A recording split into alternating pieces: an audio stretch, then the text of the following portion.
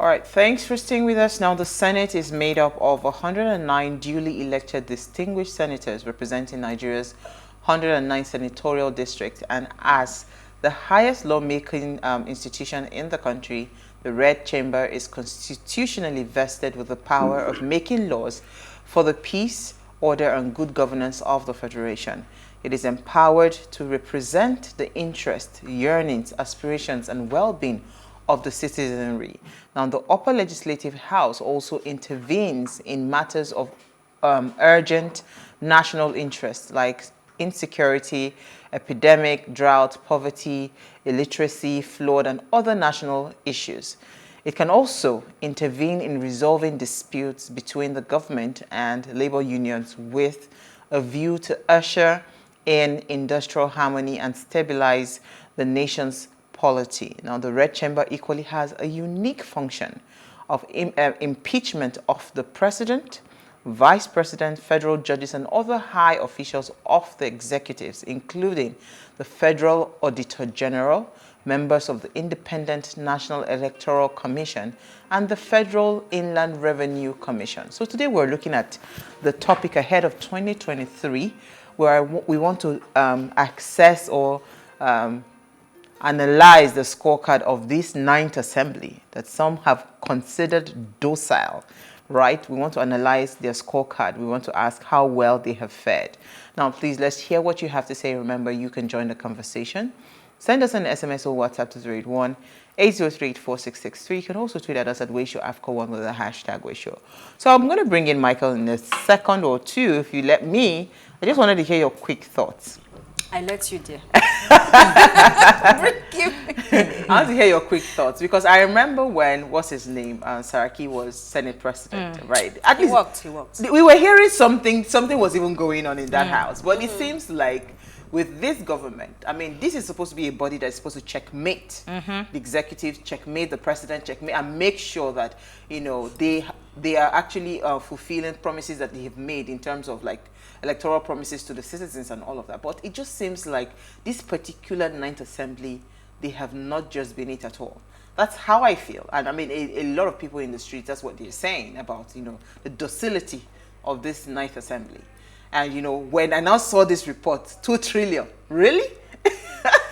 You know, the interesting thing is across board, they have different committees. They have people sitting down on those committees. So I'm not sure how possible it is for this kind of report to come out and then some person, somebody somewhere in the National Assembly is saying they're now coming out now to probe it, to ask questions. I mean, where were they when all the... I'm not sure it can happen in isolation, like, you know, agencies or parastatals will just go ahead because there are certain things you need to do. Absolutely. You need to come to the committee, to the, you know, to the Senate House Committee. Exactly, before certain things happen. So this kind of report coming out now and then they're having this show of we're probing, so we're asking questions. Now everybody's saying that they just feel this is media trial. Yeah. But let me hear your thoughts, Elsie, quickly. So I think that this personally reminds me of the conversation we have regarding election and how we as electorate think of governance and how our problems as people can be solved. Because the president cannot do everything alone, right? We've even pointed fingers and pointed to ourselves to say we have to take up the mantle and do what we're supposed to do. And it still takes me back to that same conversation where I would say, you know, when you begin to pay attention to those that are going to this House of Assembly, House of Representatives, senators and all, because it's easier. Why I say it's easier is those are the ones that are representing you. Those are the ones that are supposed to come from your village, from your street, from your town. You should be able to know this person to be sure if this person has the integrity and the capacity we need to move the nation forward. Until we begin to pay attention to those areas, we'll just keep looking at the president, looking at the governor that can absolutely do nothing on their own, except these people are ready to work with them to move forward. So while you were talking about that story, honestly, that was just where my mind went to, because I can't start talking about this night assembly. They are gone, right? So let's just hear what the guest has. Let me bring in Michael. He's an experienced management and development consultant with over 30 years of postmaster's experience in public and private sectors, as well as development agencies. He has extensive experience in policy analysis, strategic planning, project coordination, capacity building, and institutional reforms. Now, he's the senatorial candidate of the Taraba South Zone of the Social Democratic Party. And he's joined us live via Zoom. Thank you so much for joining us this evening. Yeah, thank you for having me. I mean, this is an interesting conversation. First of all, congratulations, because I hear you're running for Senate. I like people with your kind of portfolio to be in those kind of houses, because if you have a good grasp of it, I mean, based on your work experience and all of that, I think we'll start to have a more, a more robust set of people run the affairs of the country, which is supposed to be the ideal thing, right?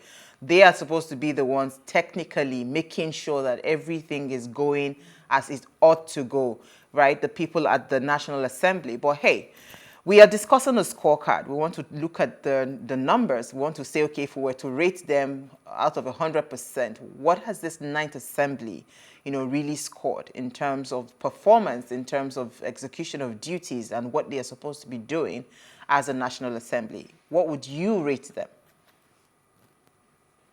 Well, there are so many indicators you can use to rate the quality of output of the National Assembly. One of those indicators, for example, is how many bills they passed during their tenure. They still have about another 6-7 months to go. And only last week, the Senate President did give a speech at an event in Abuja, where he said the Ninth Assembly actually has passed the most number of bills since democracy started in 1999. Well, it's not so much about quantity, but quality and also impact. So even if there are more bills that were passed, what has been the impact on the citizenry? Because they are there to represent the citizenry. But on the other hand, what comes out clearly too is over the last few years, especially in the Ninth Assembly, there has been early passage of the budget, which is just part of the story. I mean, it's one thing to pass the budget in good time before the end of the year or early in January. It's another thing for the budget itself to be implemented. And I think that is really where the big challenges are. I'm not too sure the Ninth Assembly has given the quality of oversight that we expected them to give. And the institutional challenges, to don't also forget. There's been a high level of attrition in the National Assembly over the last 23 years. There's very low institutional memory.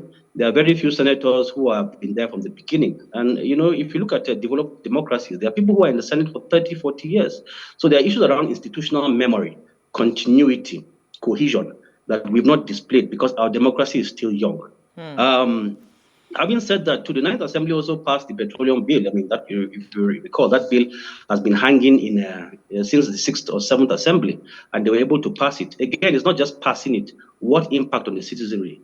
Maybe too little, too late, because maybe the realities of 5-6 years ago are not the same realities today. So even if you pass these bills, are they still relevant? Many of the oil and gas players are pulling out their investments from the country. So even if you put this in today, what impact is it in retaining them to continue their business? Of course, there's the issue around the Kama bill, which was amended. But I see that there's still a whole lot of challenges that they have to surmount. And part of it too has also been the fact that I don't see how well they've performed this oversight, largely because I think there are too many committees in the Senate. There are over I heard about 70 committees in the Senate, 109 members. How much time do they really have to put in that rigor to get the outcomes we're talking about? So 70 committees for 106 senators, and all year round they have to sit. They have to have public hearings. They have to go and visit locations, both locally and internationally. How much of rigor can you apply to that kind of system? So I think there's a need to also probably trim the committees and then adopt a new approach into providing oversight.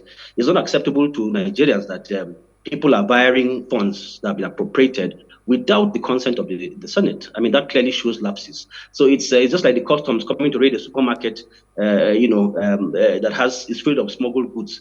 What were they doing at the border when those smuggled goods were coming in? You're coming, you're trying to solve the problem after the fact. It's late now. So I think we need to strengthen oversight. But it's not just that they passed so many bills, it's the quality. And I think that's the big challenge. That's interesting. So the report that came out today about the 2 trillion, I would like to hear your opinion or your thoughts on it, because again, when you talk about the quality of what they've been passed, and you talked about oversight. I mean, from what Diola had talked about, really somebody needed to look away for 2 trillion to be spent without any proper approval or whatever, right? So how many things are they really turning a blind eye on so that somebody can just keep going and the corruption just continues? I mean, so let me hear your quick thoughts on this 2 trillion. First of all, is it possible that people can actually go ahead to spend that much money, right, without the supervision or without the knowledge of the National Assembly, since this is supposed to be a federal government, what's it called, watchdog in quote?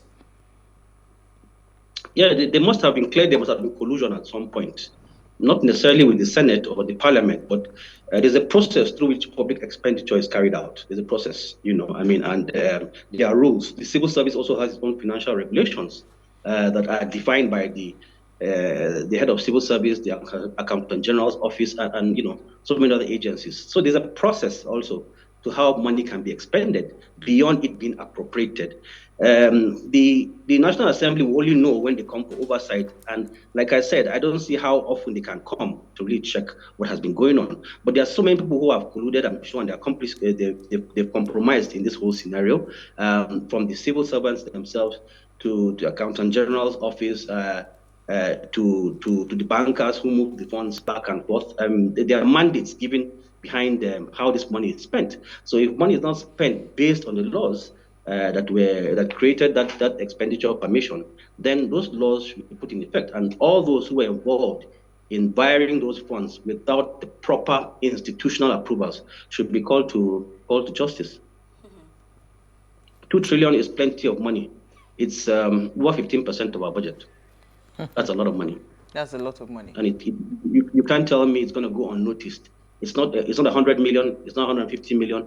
2 trillion naira is a lot of money. So somebody has a lot of questions to ask.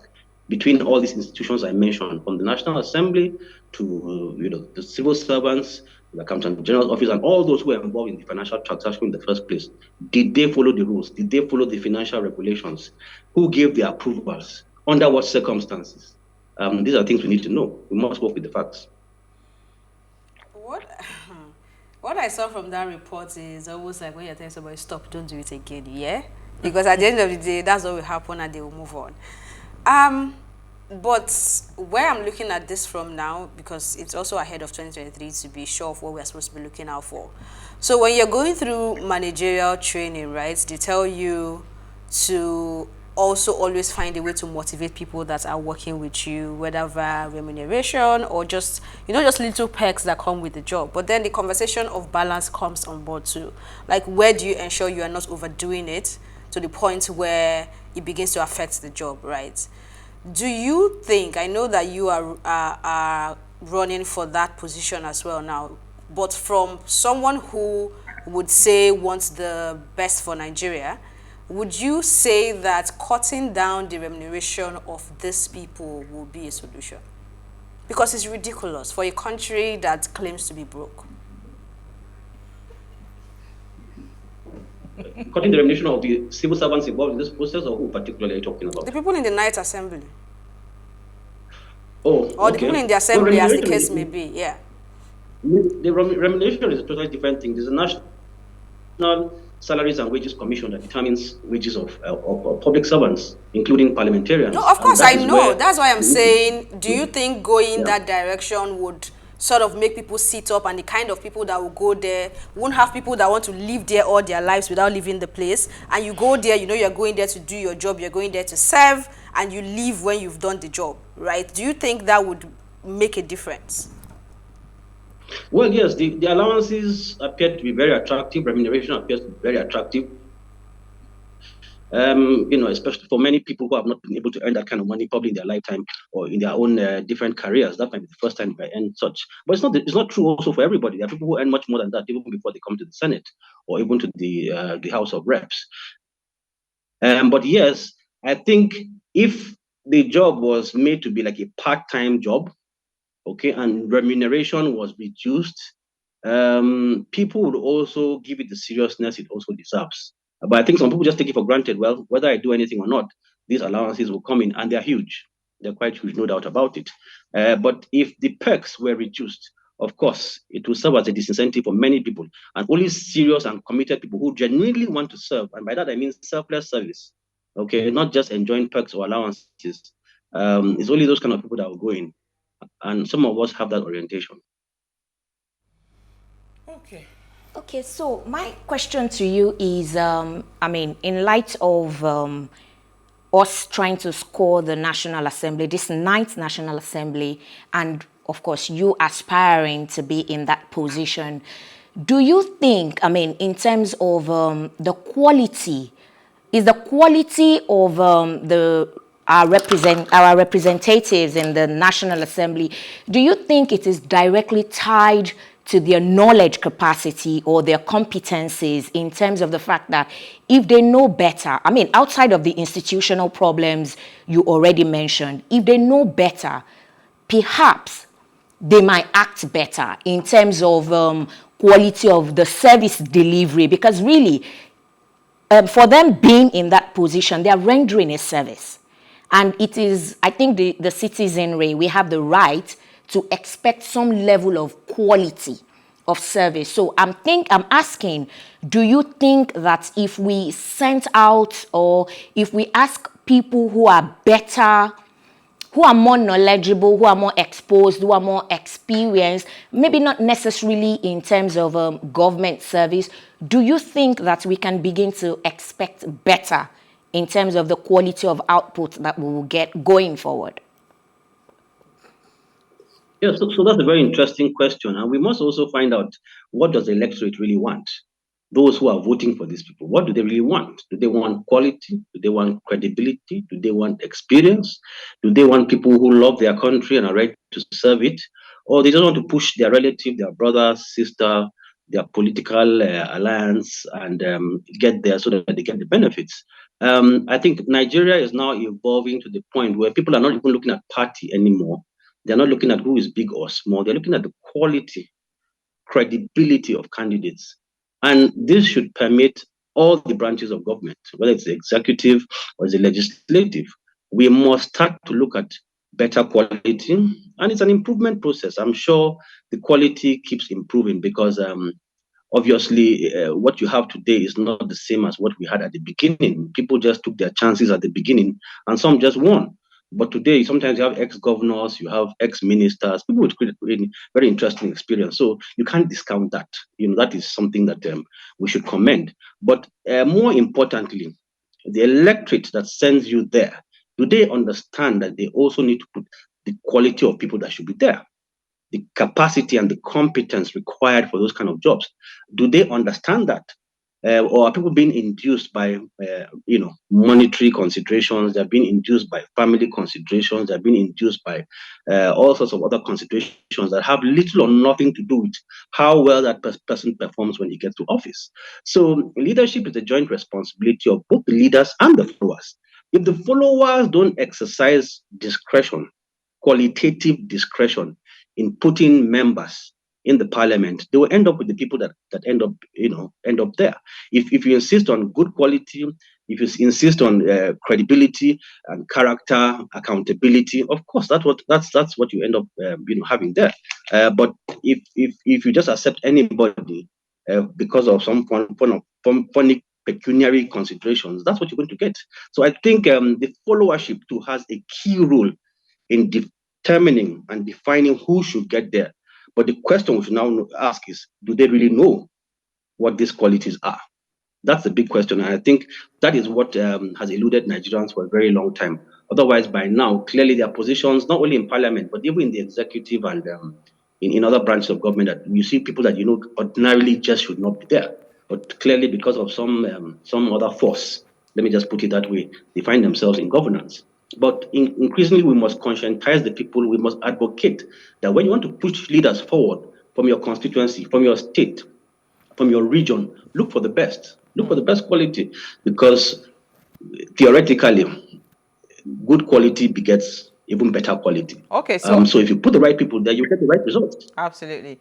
Let's go on a very short break, right? I like you to help us explain to the people because I mean you are speaking to people that are ill-educated, people that do not know better. So how do you expect them to know better to say this is the quality they want to put in the house in the first place? But we'll go on a very short break. When we come back from the break, we'll continue the conversation. Stay with us.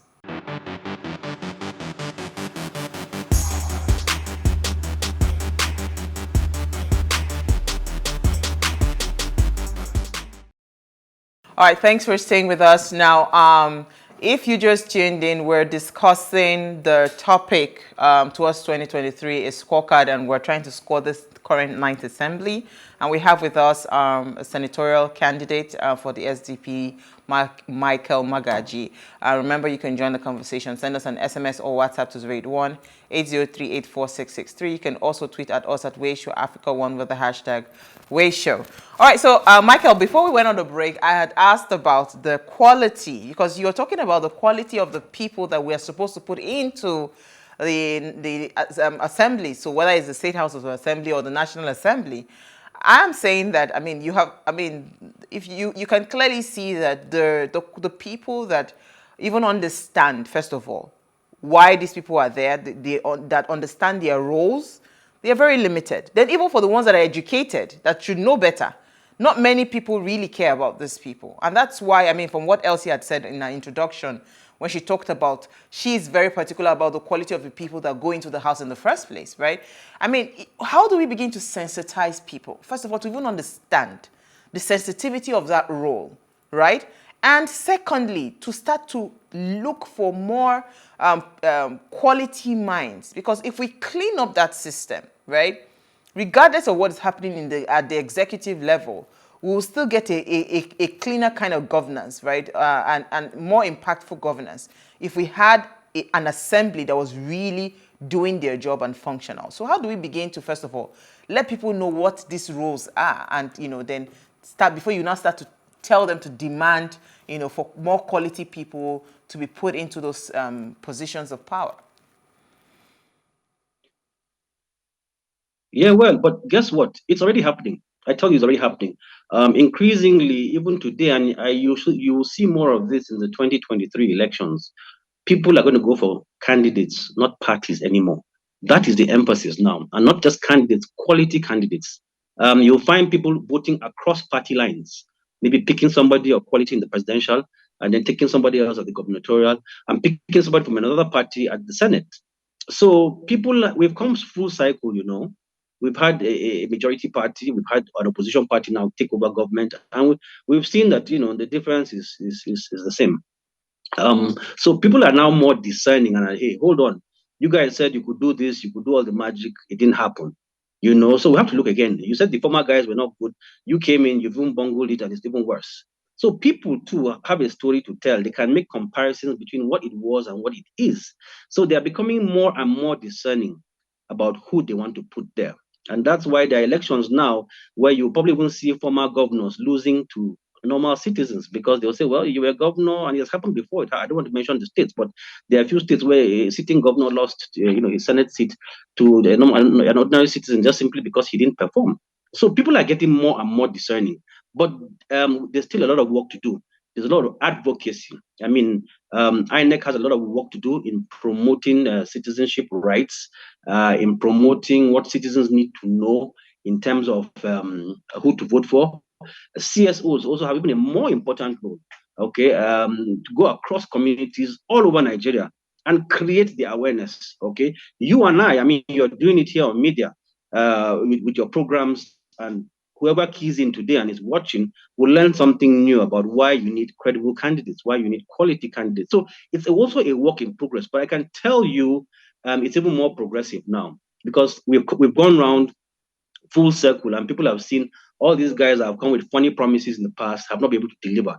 So let's start looking at candidates and their individuality. What are their idiosyncrasies? What are their good qualities that will make them good in governance? We don't want empty promises. We don't want somebody with just fine looks or somebody who is from a particular part of the country. Let us have somebody who will deliver. Nigerians increasingly, I tell you, are asking these questions, but we need to do more to even create awareness, particularly in the rural areas. And I think the rural areas too are feeling it too, because I mean the economic indicators, even the rural areas today, are terrible. Poverty has grown, so when people are frustrated and they're saying, no, no, no, no, if these guys are coming back, I'm not going to be part of this. So depending on whether it's a state role or it's a national role, people are making up their minds, and increasingly groups are meeting to say, no, we're not going to take this anymore. We want people who are of good quality, people who will deliver. So it's already happening. That change is already happening. I like how you started the response to Uwa's question when you said people are no longer just paying attention to party anymore, right? And I also think that the electorates now, and when I say electorates, those that actually get up to practice their civic responsibility, right? They are now beginning to pay attention to say, you know what, whether the president comes from this party and then my candidate for the governorship is this party, I'm going to pay attention to ensure that I follow them through. It's no longer the case of, oh, we are just putting our thumb on whether it's canopy across canopy everywhere. Do you get? But there's this conversation that's been going on. I feel like I can ask you this question because I see you as someone who is part of the movement to make Nigeria better, right? So this is about Peter Obi candidacy, and some of the camps are saying that if he goes into that place and becomes the president, that his party does not have the backing of the assembly in terms of, the spread of what's the party again? Labour Party being able to spread around. So if you're saying that you're seeing what I'm saying in terms of people looking beyond party, hypothetically, if we have that situation where we are in that state where someone from a party that is not popular becomes the president, do you think those that we are going to put into that place will be ready to ensure that that government work? Or do you think it's going to be a major problem from your own perspective right now? Well, when you're a minority as a leader, it now requires bipartisan or multi-partisan cooperation. I mean, if Peter Obi becomes president and it's just him as a loner up there, and he doesn't have members in the Senate, he doesn't have members in the House of Reps, he doesn't have governors, of course, it's going to be a big challenge.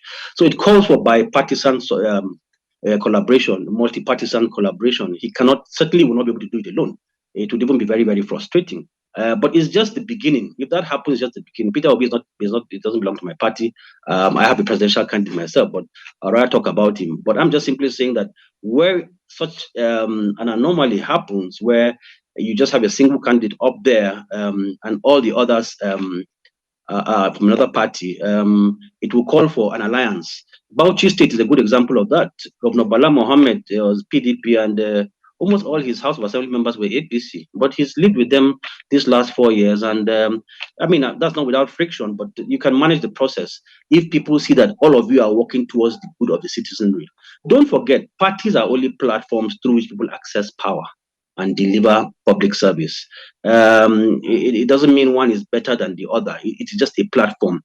Now, what makes up those platforms are the individuals, and these individuals vary from top quality to very, very low quality. So I'm saying that, Nigerians, and people who get into office today will have to look, where is that minority interest? They'll have to look for collaboration. That's the only way they're going to have to do it. Otherwise, there are going to be issues around friction, around frustration. But I think any genuine leader who has the interest of the citizenry at heart, there should be a middle ground where people can talk, where people can negotiate and make things happen for the good of the citizenry. So would you then agree with me that the mental change in terms of not just looking at party politics is happening only with the electorate, is not happening with those that are supposed to be our leaders in terms of trying to move this country forward? No, it robs off. I mean, we had a meeting with INEC, a few days ago, and they told us that 76% of registered voters are young people, are youth. Okay, and 30% of the registered voters are students. Those are the statistics, and it's public. It's not something hidden. So these are people who are also exposed, who are discerning. Not necessarily your typical villager. Yes, the villagers are there, but even in terms of participation. We've seen more enrollment for voters registration than any other time in our history. So the quality of enrollment is improving, and that should also rub off on the selection of candidates and who gets voted for.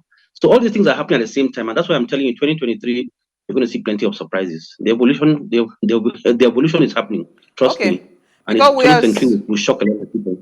okay, we're slowly rounding off because the time is really fast spent. I was going to say that, do you see the possibility of us having a functional National Assembly, knowing that their role, primarily, number one, is to checkmate any form of bad governance? So even if we had the devil himself running or leading as a president, and he was not going in the direction of progress and growth for the country, do you ever see us having, what's it called, a National Assembly that would truly stand firm and go against a principle? Because that's not what we see all the time in Nigeria. We always try to see, most times we see National Assembly just doing the bidding, and which is not supposed to be. They are supposed to be the check, the watchdog of anybody that is, at the executive level. So do you ever see us getting to that level where we'll start to have that National Assembly that is like, I am the fire in your butt? Yeah, well, I think it may not have happened as aggressively this time, but I've been the executive branch of the federal government myself, and honestly, I tell you, sometimes we came for budget defense. Then PDP was the majority party, and the minister was a PDP guy. And honestly, those senators will drill you like no man's business. You're the same party, but honestly, they never took any nonsense. So it's not about being the same party. No, it's not about belonging to the same party. In times past, we've seen very serious aggression in terms of scrutiny, even by party members of the same party, when it came to screening the budget and even performing oversight functions. And I tell you, those processes are very rigorous. So it's happening, but all I'm saying is that if the quality of members National Assembly continues to improve, that scrutiny also becomes more rigorous. And the more rigorous that scrutiny becomes, the more compliant people will be to the rules and regulations of plain politics and delivering public service. That's what I'm saying. So we need to vote for the right people. We need to vote for the right quality people who will check the executive and make sure they do what they need to do. I don't subscribe to the fact that the National Assembly should be a rubber stamp. No, that's not the idea. Democracy provides for checks and balances. And that is why the legislature is such a key element of it, because of all the three branches, it provides the most checks and balances when it comes to the public service delivery. So it will happen, and it's happening. All right, let's take comments quickly. Okay, so I have this one. It says, the truth of the matter is that the present assembly has performed below expectation, considering the fact that the two leaders, the Senate and the House Speaker, are highly cerebral. Like your guest pointed out, not quantity but quality of legislations and effective oversight. Permit me to list few of their sins. 1. Why did they not call Mr. President to order for not transmuting power to his vice while on vacation or medical trips abroad? 2. Why did they hurriedly tinkered with the Constitution for the purpose of preventing governors from shutting them out during primaries? And 3, why did they shoot down the gender bill meant to give sense of belonging to the women folks? And this is from Austin in Delta State. Thank you, Austin. Go ahead, Adiola. Okay, so this one says, good evening, my dear beautiful sisters of What Are You Saying? #Ways. Ahead of 2023, a scorecard for the Ninth Assembly. Sister Elsie read my mind and took the words right out of my mouth. She made mention of people saying that Nigeria is broke. Why won't we be broke? When the main reason why people join the Ninth Assembly is just for their personal gain and nothing more. Your guest made mention of people putting their people and relatives in the Ninth Assembly for their personal gain, without performance and delivery, and by this, Nigeria is going nowhere. The Ninth Assembly is very sensitive, so it needs sensitive people there to deliver, or else we're going nowhere. Sister Elsie, nice having you back. You're welcome. It's been a while. Still looking beautiful as ever. And this is from Daniel Ilo. He says it's a regular Ways fine. All right, so your topic, is. Thank you, Daniel. Your topic of ahead of 2023 scorecard for the Ninth Assembly is an interesting one. In my opinion, I believe we cannot have credible, informed, consent without credible informed knowledge in relation to our electoral power in our country. Our educational system is not helping us in this matter. Most times, we do not know our rights and expectations towards our political representatives. We should know what we want or expect those who are vying for political offices should do for us, and we should demand that from them. We should also demand from them to show credibility and integrity in their lives. We should learn to hold them accountable when they are elected. All right, so I think there's a final comment that you don't always put your name, but we'll just read it. The best items of quality and passage of very important bills also are most stable. So you can visit the new National Theatre in Lagos thanks to this government. Uncle, that's not what we're talking about. So it's not about, and I see that every time there's some level of criticism that goes on in the government, people are very quick to just come out and try to put up a defense. We're not after a defense. We're looking ahead of the 2023 general elections. More people will be voted into the Senate House, the National Assembly and state assemblies. Some will be voted out, some will retain their seats of power and all of that. So if we wanted to quickly run us through what we should be looking out for, given that you are also a candidate, what are you promising your people? What are you saying to them that this is why I need to be there so that I can represent you? What exactly will be those things that you are telling the people? Yeah, it's I've always wanted to serve my people, my community, my state, and of course my country. I've done it in other capacities, but this time it's in a legislative capacity. And the whole idea of representation is also to bring development to my people, to my region, and through that aggregate all that to improve national development, as it were. So I'm prepared to serve my people selflessly, to give accountability, to be transparent, to give regular feedback, and attend to the needs not just of my people but of the country too. That's on the one hand. On the other hand too, it will be interesting to see how we as Nigerian parliamentarians interface with other parliamentarians around the region and around Africa and around the world, to see how we can also learn from them what they have been doing over the last so many years. For example, in the Western world, or even in areas in the Far East, so that we can use those models too, and improve the quality of lives for our people.